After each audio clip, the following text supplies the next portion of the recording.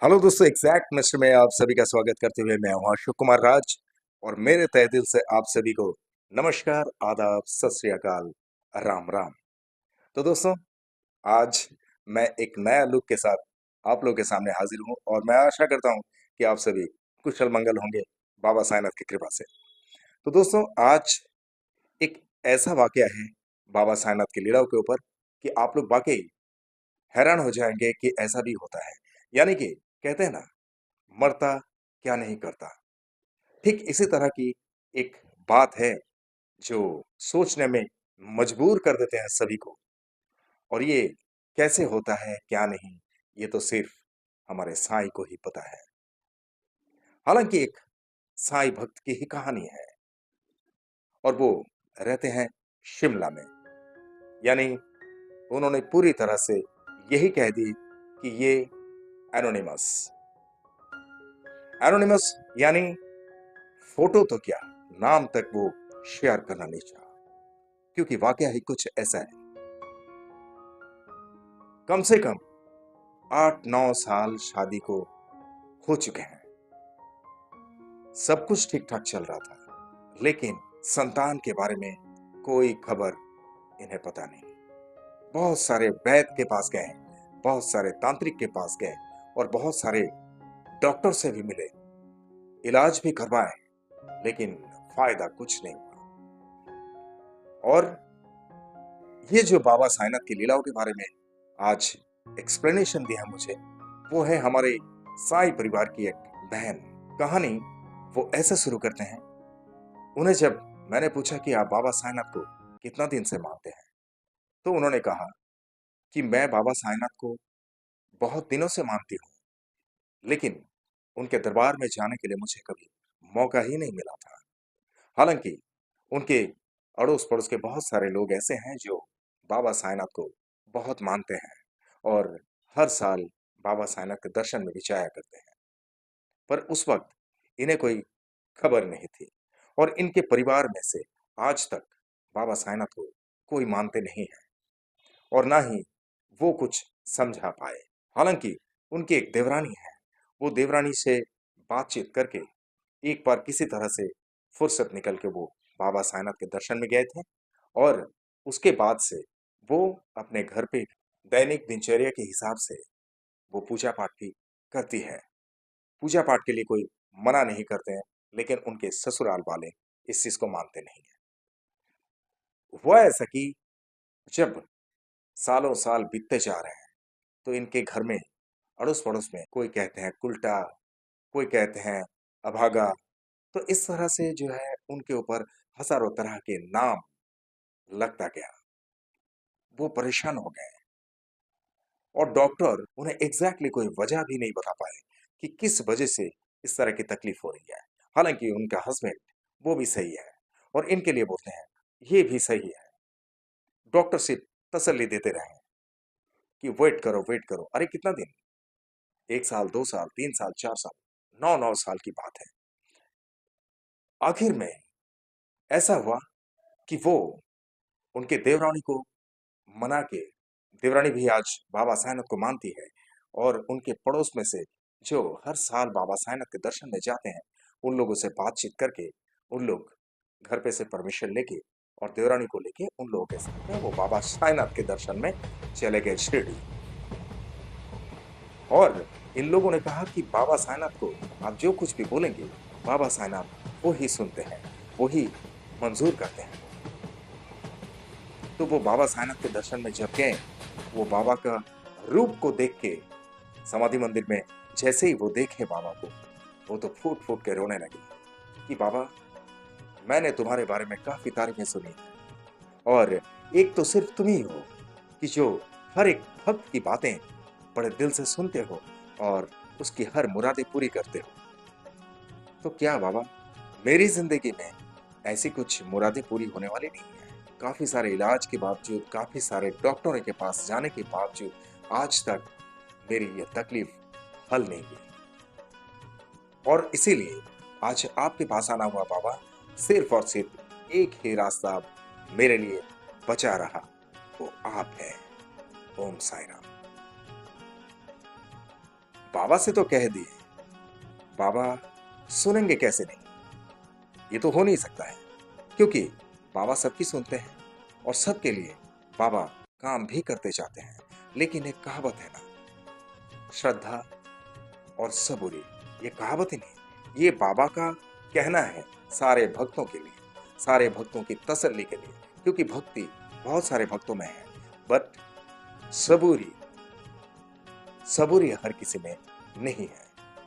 और इस सबूरी के वजह से ही बाबा ने कहा, अगर तुम सबूरी शब्द को सीख गए या सबूरी शब्द को अपना लिए तो तुम सारा कुछ जीत हासिल कर सकते हो। और बाबा करते भी हैं ऐसे। तो बाबा का दर्शन किया वहां पे इनके देवरानी ने, और इन्होंने एक एक छोटी छोटी मूर्ति बाबा के वहां से ले लिए और घर पे आ गए। और घर पे आने के बाद उन लोगों ने पूजा पाठ करना शुरू कर दिया। अब बाबा का दर्शन करके तो आ गए, इसके बावजूद कम से कम 1 साल बीत गया। इन्होंने ये सोची थी कि मैं फिर से अगले साल बाबा के दर्शन में जाऊंगी, अगर हमारे घर में कोई खुशहाली आए तो। लेकिन कहा, कुछ भी नामो निशान नहीं, कुछ नहीं। अचानक से हुआ क्या कि इनके घर परिवार के सारे सदस्य उनके किसी रिश्तेदार के घर में शादी के वजह से चले गए। अब घर पे सिर्फ ये हमारे ईसाई परिवार की बहन और इनका हस्बैंड, ये दोनों ही थे। इन लोग गए नहीं थे शादी में। अगर सारे के सारे चले जाएंगे तो घर कौन संभालेंगे? और हालांकि इन लोग जहां कहीं भी जाते थे, इस बहू को छोड़ के ही जाते थे कि इसको कहाँ लेके जाएंगे, ये अभागा है, ये कुल्टा है, ये जहां कहीं भी जाएंगे वहां का माहौल खराब हो जाएगा, जैसे समाज में चलता है ना आज भी। खैर, ये कुरीतियां हैं, कुप्रथाएं हैं। इस तरह से नहीं कहना चाहिए, किसी का दिल इस तरह से नहीं दुखाना चाहिए। ऐसे में हुआ क्या कि इनके पास डॉक्टर्स के काफी सारे प्रेस्क्रिप्शंस वगैरह तो थे, और उसी प्रेस्क्रिप्शंस को ले जाके एक दिन एक डॉक्टर से मिले वो, अकेले में।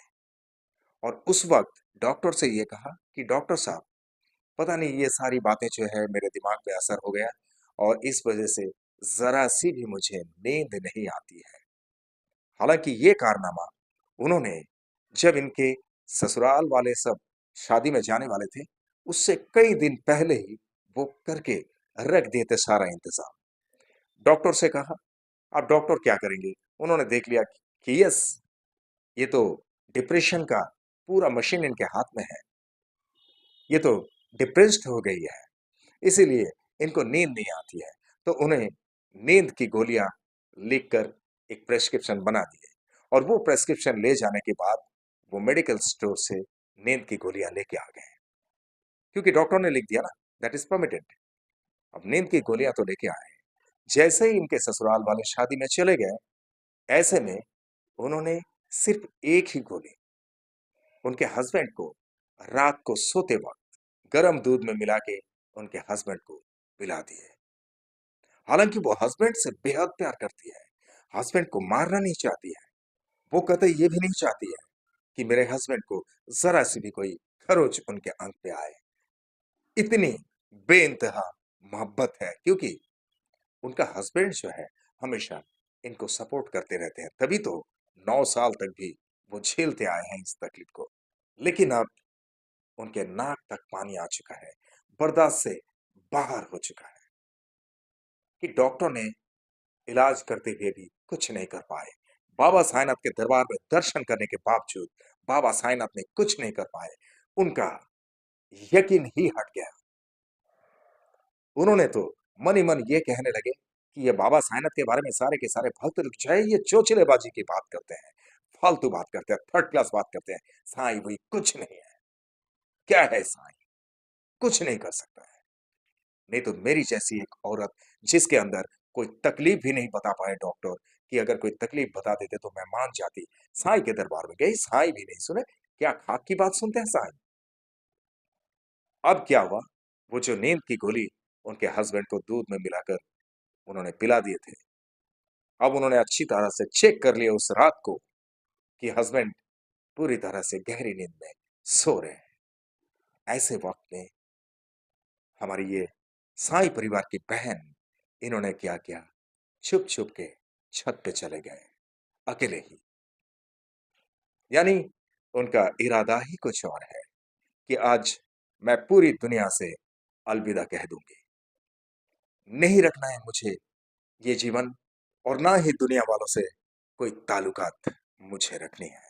यानी इतना दर्द उन्हें घेर लिया है, इतनी टूट चुकी है वो अंदर से, वो किसी से और कह नहीं पा रही है। अगर अपने मायके में वो कुछ कहते हैं तो मायके वाले उन्हें ये समझाते हैं, देखो दुनिया में बहुत सारे इस तरह के लोग हैं जो तुम अकेले सोचते हो, अकेले नहीं हो। मन में तसल्ली रखो, अगर बाबा साईनाथ की कृपा हो तो कुछ भी असंभव नहीं है। तुम बाबा से कह के आए हो, बाबा का दर्शन करके आए हो, थोड़ा तसल्ली रखो। लेकिन कहाँ, ये तो मानने वाले नहीं है। हालांकि इन्होंने फुल एंड फाइनल ये तय कर ही लिए कि आज मुझे इस दुनिया से अलविदा कहना ही कहना है। आप लोग चौंक जाएंगे वाकई कि इसके बाद माजरा ऐसा हुआ, वो चले गए छत पे, बेसुध पड़े हुए हैं उनका हस्बैंड। उन्हें कुछ भी पता नहीं है कि कब वो उठे बिस्तर से और कब वो छत पे चले गए। यानी छत पे से कूद कर अपनी जान दे देने की फिराक में वो थे, और दुनिया से अलविदा कहने की फिराक में वो थे, और हुआ भी ऐसा। लेकिन जब वो छत पे गए, जस्ट वो तैयारी ही कर रहे थे कि कोई भी आजू बाजू में से कहीं से दिखाई तो नहीं दे रहे हैं। हालांकि इसमें ऐसा एक वाकया हो गया कि वाकई हैरान करने वाली बात है। तो जैसे वो यही सोच रहे थे कि अब मैं छलांग लगा दूंगी छत पे से और अपनी जान दे दूंगी, ऐसे में एक बूढ़ा इंसान उसी अंधेरे में सफेद वस्त्र पहने हुए, यानी कि बाबा वहां पे हाजिर हो गए। जैसा उन्होंने कहा, एग्जैक्टली बाबा के रूप में ही खड़े हो गए, और बाबा उन्हें बड़ी धीमी आवाज में कहने लगे, बेटी मुझे पहचाना? और वो तो एकदम इतना घबरा गए कि उनके पसीना पसीना छूट गए कि ये है कौन। लेकिन वो वहीं पे जो है वो गिर गए, और गिरने के बाद जब उन्हें ज्ञान आया तो उन्होंने सोचा, अरे मैं तो बिस्तर पे नहीं हूं, मैं तो छत पे हूं, ये क्या हो गया?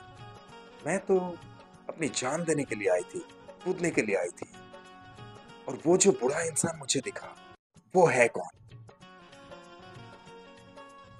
अभी यहाँ पे इतने रात को कौन आ सकता है? तब वो वहां से किसी भी तरह से उठे और डरते हुए वो सीधा चले गए अपने बेडरूम में, और बेडरूम में जाके चुपचाप से अपने हस्बैंड के बाजू में सो गए, और वो थरथरा रही थी। ये हो क्या गया? यहाँ पे एक सोचने वाली बात है। गई थी अपनी जान देने के लिए कि दुनिया से अलविदा कहना है मुझे, लेकिन इतनी डर गई वो बूढ़े इंसान को देख के कि वो वहां पे मूर्छित होके गिर गई थी। और काफी देर के बाद जब उन्हें होश आया, तो होश आने के बाद वो सोचने लगे, और बेडरूम में जाके जब सो गए, तो सोने के बाद उसी रात को उन्हें एक सपना आया। बाबा साईनाथ उन्हें सपनों में आकर ये बताए कि बेटी तू साईं से डरती है? साईं से मिलना चाहते हैं बहुत सारे भक्त। मुझे बहुत सारे भक्त रोज रोज कहते रहते हैं, बाबा हमें दिखाई दो, हमें दिखाई दो। पर तू तो मुझसे डर गई। क्यों डर गई बेटा? क्या मेरा रूप डरावना है? तब ये जो है फूट फूट के रोने लगी,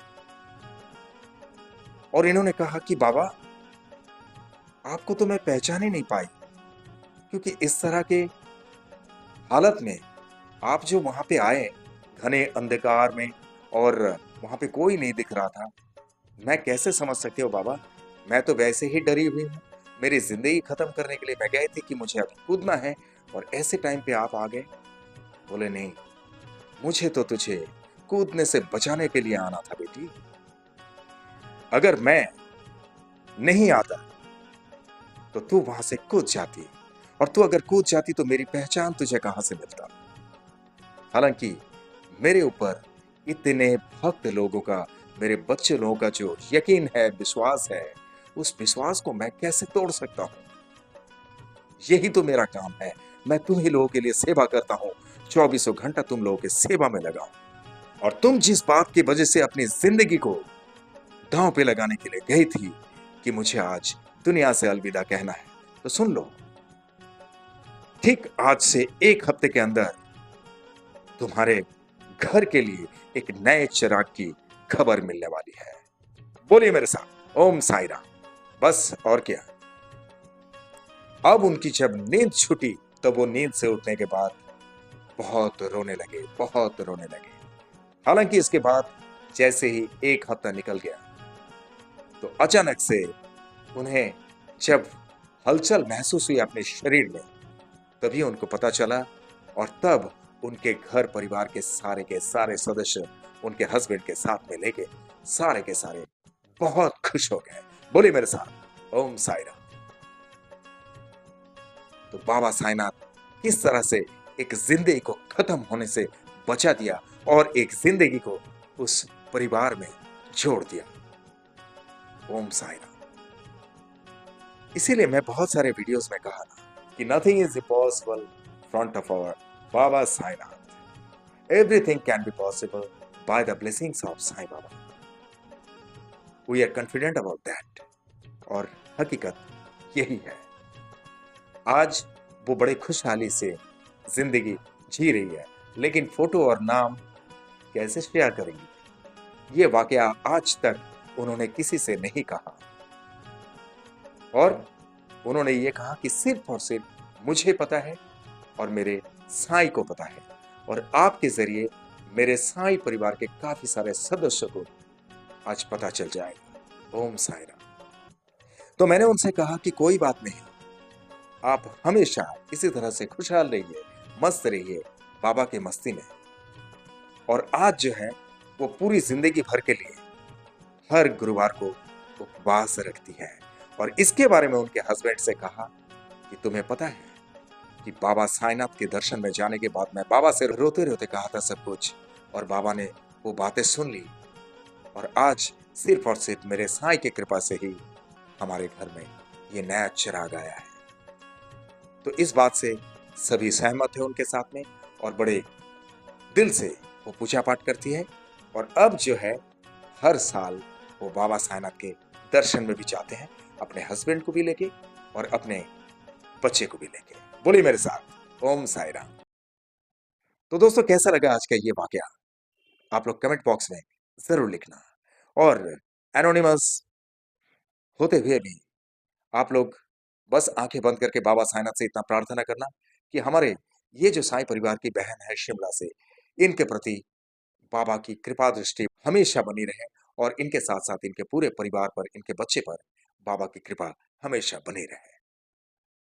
और आप लोगों में से जिनके साथ में भी बाबा साईनाथ की लीला इस तरह से कुछ घटित हुई है, आप लोग मुझे अंडरलाइन में दिए हुए इस नंबर पे सीधा संपर्क कर सकते हैं, या तो मुझे व्हाट्सएप में टेक्स्ट भी कर सकते हैं। मैं अपने फ्री टाइम में आपसे संपर्क कर लूंगा, और आपके साथ घटित हुई लीलाओं का वीडियो बनाकर मैं इसी तरह से एग्जैक्ट मिस्ट्री चैनल पर लेके आऊंगा। I promise it. और जिस तरह से आप लोगों ने मुझे प्यार देते आए हैं, इसी तरह से हमेशा आप लोगों के प्यार की जरूरत है। आप लोग का प्यार हमेशा मेरे सर आंखों पे है। आप लोग का प्यार और मेरे साईं की कृपा अगर मेरे साथ में हो तो I can do a lot of things. और इसीलिए आप लोग के दिल में एक छोटी सी जगह मेरे लिए जरूर रखना, जहाँ पे अशोक कुमार राज वो एग्जैक्ट मिस्ट्री हमेशा के लिए रह सके। और आप लोग जो भी मेरे इस चैनल में नए हैं, आप लोग मेरे इस चैनल को लाइक करें, शेयर करें, सब्सक्राइब करें, एंड बेल आइकन को जरूर दबा दें, ताकि मेरे एग्जैक्ट मिस्ट्री चैनल का हर एक वीडियो का नोटिफिकेशन आप लोगों तक सबसे पहले पहुंचे। और चलते चलते मैं इतना ही कहूंगा दोस्तों, बहुत ख्याल रखिए अपना। और जिस तरह से आप लोग बाबा साईनाथ पे भक्ति रखते हैं, इसी तरह से बाबा साईनाथ हमेशा आप सब पर अपनी कृपा दृष्टि रखे, हमेशा आप सब पर अपनी कृपा बरसाते रहे। ये मेरे तहे दिल से आप सभी के लिए शुभकामनाएं। और जिस तरह से इत्मीनान से आप लोगों ने ये वीडियो देखे हैं, जिस तरह से अपना कीमती वक्त देकर ये वीडियो देखे हैं, इसके लिए आप सभी को मेरे तहे दिल से बहुत बहुत धन्यवाद के साथ में ओम साई राम।